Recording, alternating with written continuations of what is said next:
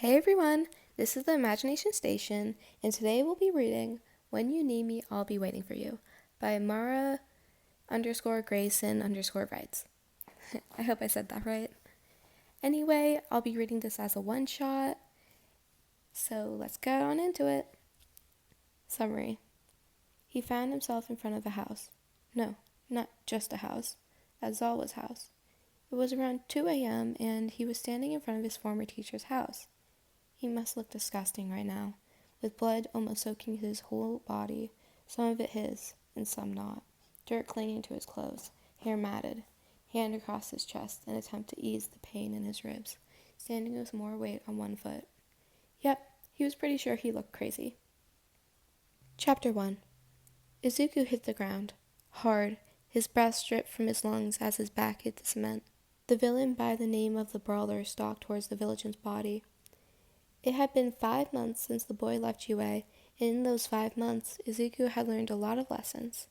The one he was learning right now was don't piss off a villain and then turn your back on them. Izuku had spent a month and a half tracking this guy down.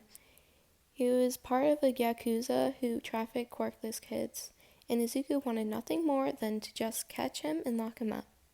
The brawler drew back his foot and slammed it into the boy's ribs. Izuku gasped in pain, clawing at the ground, scraping his fingertips. The brawler wasn't done yet. He brought his foot down on Izuku's hand. Cracks, pops, and a sickening scream ripped out of the boy's throat. I'm guessing you didn't like the last comment, he wheezed out between labored breaths. In response, he received another kick. I'll just take that as a no, he coughed out. Brawler grabbed the boy by the back of his collar, lifting him from the ground before delivering a solid punch to Izuku's face. The vigilant spit out the pooling blood from his mouth onto the floor. The young boy knew he was losing this. He also knew if he didn't think of something quick, he would do more than just lose the fight. Throwing the boy back onto the ground, Brawler towered over his body. Izuku's eyes searched around the alley, desperately trying to find something to aid him in the fight. His eyes landed on a piece of broken wood with a few old nails in it. His good hand reached out towards it, not getting far before his opponent shifted the weight of his foot from his hand to his back. Izuku's injuries were burning, pleading with him to just stop, to give up, but he couldn't. Please don't do this, he gasped, tears mixing with blood as they streamed down his cheeks. The brawler slowly applied pressure to the villagers' spine, causing Izuku to cry out, No more attitude, huh? Did I finally beat it out of you? Brawler looked down at the boy beneath his foot and cocked a brow. Izuku's hand began to reach out again, stretching as far as possible in order to grasp the wood. His fingers were only a few inches away. He just needed to crawl forward the slightest bit. That was becoming increasingly difficult to do when the pressure on his back intensified. Using what little strength Izuku had left, he powered up one for all. Though it was only 3%, it was enough. Green lightning crackled around his body as he put his hands under him and pushed up. The foot stayed in place. Despite the screaming of his body, Izuku pushed harder this time, successfully causing the villain to lose balance. Izuku scrambled forward on his hands and knees, grabbing at the piece of wood. He was moving purely on adrenaline. He pushed himself to his feet and turned back to the villain. Quickly, Izuku rushed forward, catching the opponent by surprise. He swung the piece of wood like a baseball bat, as hard as he could, delivering a blow straight to the brawler's face. The nails embedded into the man's face, ripping straight through it as the swing finished through. Blood ran down his face and dripped onto the alleyway ground. A mix between a groan and a scream came from the man's mouth as his hands flew up to the side of his face. Keep going, Izuku. You're not done. You haven't won yet. He swung the bat again, striking the opponent on the opposite side of his face. The villain fell to the ground with a thud, his hands grasping his head as his legs swept out in an attempt to trip the villain. But Izuku was quicker. He lunged forward, bringing the wood down on the brawler's outstretched leg. A loud snap echoed the walls. Izuku didn't wait. Moving forward again, he jumped on top of the villain, bringing the makeshift weapon down on his head yet again. Blood leaked from the multiple wounds on his face and body, but Izuku didn't let up. His body was on overdrive, his arms moving on their own to deliver blow after blow. Then it stopped. The body beneath him ceased to struggle. Izuku looked down at the man's face, bleeding and hardly recognizable. It hit him finally. Izuku dropped the bat, letting it clatter to the ground, his crimson-covered hand shaking as he got off the man. His face felt warm, and he brought a hand up only to see that his face is covered in the same substance that was leaking onto the ground. He wiped at his face in hopes for the blood to leave his skin, only for it to smear. The air held a tinge of iron as he breathed in a shaky breath. No, no, no, no. His voice shook in a quiet whisper. He rushed forward again, grasping the beaten face between his hands. His hands moved at a rapid pace around the body, pressing on a wound for a few seconds before moving on to another one. It was as if he was trying to stuff the red substance back into the man's body in hopes of bringing him back. Come on, come on. You have to wake up. Open your eyes. Take a breath. Izuku repeated the statement multiple times, trying to convince himself that if he said it enough, it would happen. But it didn't. The body still laid there, in its own pool of blood. His face remained slack, his eyes remained open, and his chest remained still. Then the sirens came. Izuku could hardly hear them through the drumming of his own heart, even when he couldn't bring himself to move from his place on the floor, his eyes still glued to the body in front of him. The sound of footsteps surrounded the alleyway, and Izuku finally tore his eyes away and locked onto the police officer standing in the opening between the two buildings. The officer's eyes filtered between the body and the freckled boy. He raised a gun. Step away from the body and put your hands up, the officer yelled, his gun pointed at the boy. You don't understand, Izuku choked out, pushing himself up from the ground. Don't move, the police officer shouted. Put your hands up and back away from the body, the officer recited. Please, just let me explain, Izuku pleaded, putting his arms out in front of him while beginning to back away farther into the alley. Stay where you are. The officer's gun was still leveled at the boy. Izuku was panicking. The officer wouldn't let him explain. Couldn't he see that it's not what it looks like? In a frenzy, Izuku summoned Blackwick. Stop. Seize use your quirk. Now. The officer was still standing in the same spot as before, gun ready. Blackwick lashed out, grabbing onto the roof of the building beside him. A single shot ran out, and pain exploded in Izuku's left calf. Muffling a scream, he kept running, jumping from roof to roof as he kept in the shadows. He could feel the warmth of blood moving down his leg, but he had to keep moving. He was breathing hard, finding it difficult to take in large amounts of air. Did I break a rib? Why couldn't he feel his left leg anymore? When did his head start bleeding? His mind was moving 1,000 miles per minute, processing information and forming questions he didn't have the answer to. He fumbled for his phone in his pocket, grabbing it and pulling it out. The screen was shattered, not turning on when he pressed the power, so he shoved it back into his pants and kept going. A few minutes later, he found himself in front of a house. No, not just a house. Aizawa's house. It was around 2 a.m., and he was standing in front of his former teacher's house. He must look disgusting right now, with blood almost soaking his whole body, some of it his and some not. Dirt clinging to his clothes, hair matted, hand across his chest in an attempt to ease the pain in his ribs, standing with more weight on one foot. Yep, he was pretty sure he looked crazy, but he didn't move. He stood there, in the dimly lit street, staring at his teacher's home. He found his body moving towards and up the steps to the front door. He raised his fist to knock, letting it strike against the wood. He stood there for a moment, fist still raised, leaning slightly to the right. What am I doing? Izuku whispered to himself, beginning to turn back around and leave. He stopped. The door creaked open.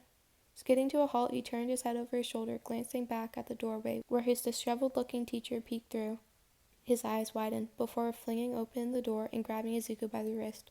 Izuku hissed in pain, yanking it out of his grasp and holding it against his chest. His teacher quickly withdrew his hand and held both in front of him in a mock surrender. Izuku took a step back, preparing to run, shoulders tense, eyes glazing around, looking for an escape.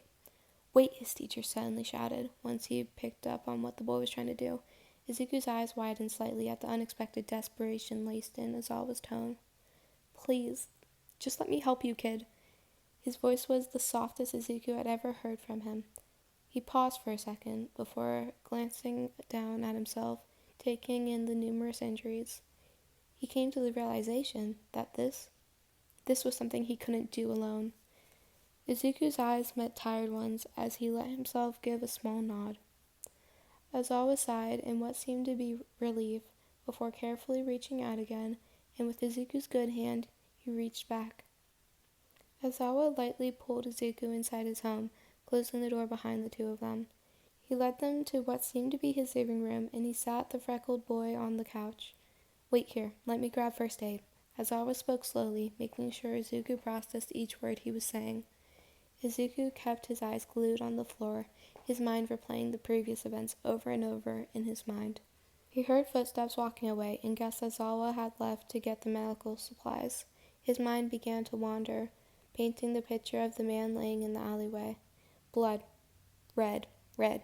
It was everywhere, coating everything. Red, blood, hit, swing, blood, blood, blood, blood, blood. Seeping into everything, cold, warm, blood, red, red, red, everywhere, all red, blood. Hey. Rough hands gripped Izuku's face, forcing his eyes from the floor.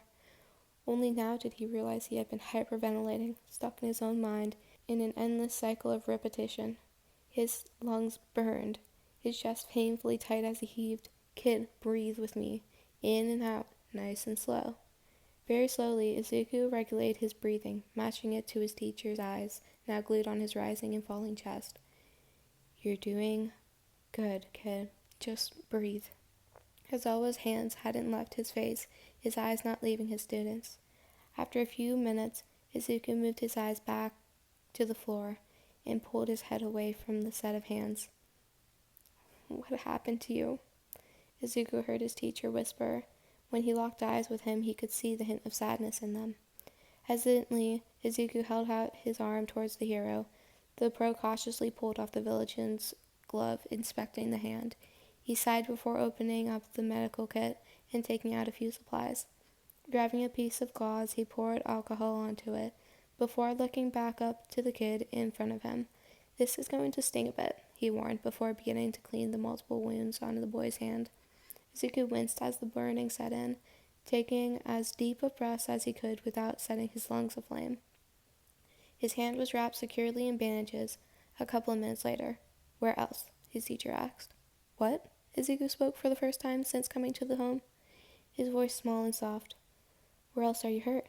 Izuku contemplated the question for a moment before lifting up his pant leg to reveal the bullet wound.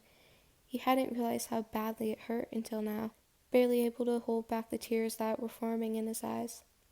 "Shit," he heard his teacher mumble. "How did this happen?" His teacher sounded urgent, rummaging through the supplies. Police officer." Aizawa froze, his eyes snapping up to meet Emerald. "The police?" he repeated, as he was trying to comprehend what the kid was saying. Something happened." Izuku fiddled with the bandages on his wrists, his eyes welling with more tears, not bothering to stop them from falling this time. Aizawa began moving again, rapidly searching through the kit, pulling things out and putting them on the coffee table beside him. "That can wait. First, we need to take care of this. The good news is that the bullet went all the way through, but this is gonna hurt like hell." Izuku already knew that. He was fully aware of the amount of pain he was going to endure, so he simply nodded along.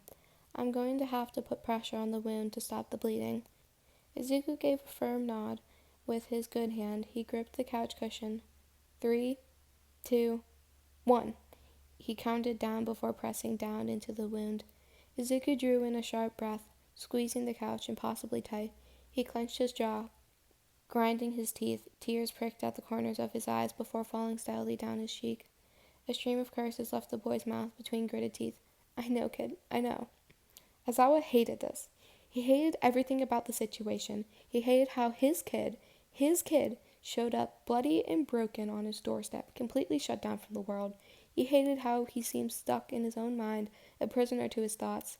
He hated how his kid was in pain. Gods, he was in so much pain.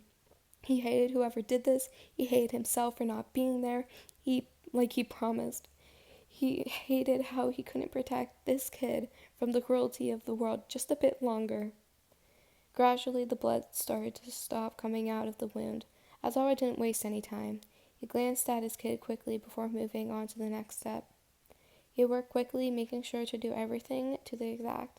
After stitching the wound closed, he flopped down completely on his knees, taking in a deep breath. This was something he wouldn't be able to forget. The cries of pain that came from the villagers would haunt him for a while. He didn't allow himself to rest, yet he still had more to do.